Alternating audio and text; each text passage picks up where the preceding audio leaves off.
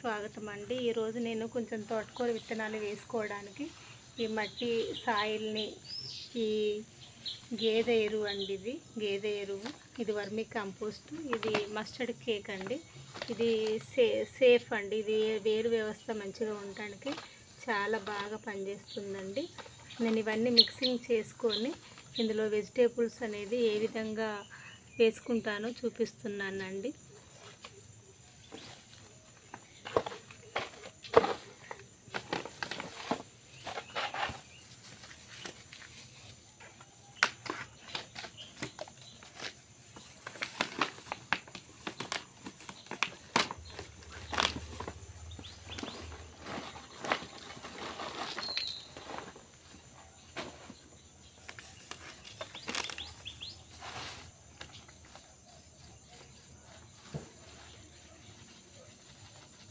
ఎందుకంటే ఇది వర్షాకాలం కదండి, చాలా వరకు ఫంగస్ అనేది వస్తూనే ఉన్నాయి. ఇది ఆవుల ఎరువు అండి. అయితే ఇవి పిడకలు తెచ్చుకున్నప్పుడు గట్టిగానే ఉంటాయండి. నేను ఇది కొంచెం వాటర్లో వేసుకొని చడిగా ఆవుల ఎరువు అండి. ఇది పూర్తిగా కంపోస్ట్ అయిందండి. ఇది 4 months కంపోస్ట్ అయిన ఎరువు అండి. దీని మించిన ఎరువు అనేది ఇంకా అసలు ఏమీ ఉండదండి మొక్కలకి. కాకపోతే ఏంటంటే ఫంగస్ అనేది రాకుండా మనం ఇవన్నీ వేయాల్సి ఉంటుంది తప్ప ఈ ఆవుల ఎరువుకు మించింది అనేది ఏమీ ఉండదండి. ఈ తోటకూర విత్తనాలు అవన్నీ పెరట్లో వేసుకుంటే అంతా బాగా వాటికి చీడపీడలు బాగా వస్తున్నాయండి. అందుకే ఇది వర్మీ కంపోస్ట్ అండి.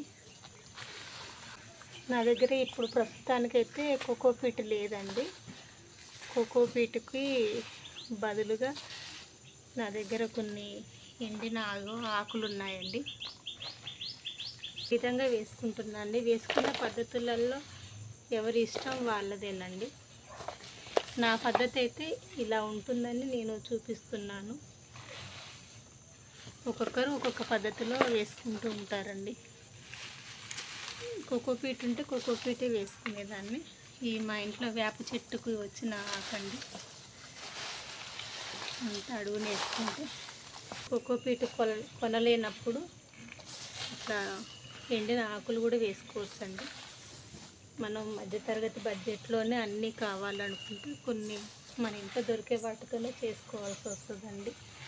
నేను ఈ మస్టర్డ్ కేక్ కూడా మీషో ఆన్లైన్లోనే తీసుకున్నానండి. చాలా వరకు ప్రతి మొక్కకి మాగిన పెండ వాడడమే మంచిదండి.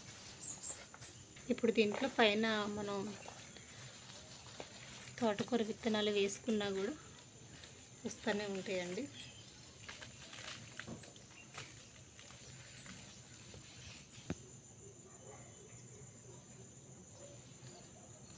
ఇందులో నేను ఈ తోటకూర విత్తనాలు వేస్తున్నానండి. ఈ తోటకూర ఇట్లా ఉష్కలో కలిపి వేయాలండి.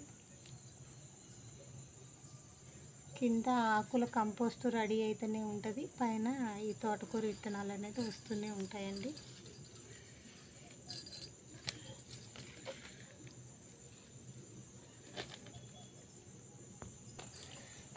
ఈ తోటకూర వచ్చినాక ఈ తోటకూర హార్వెస్ట్ వీడియో నేను కంపల్సరీగా చేసి చూపిస్తానండి. Please subscribe my channel Keerthi garden.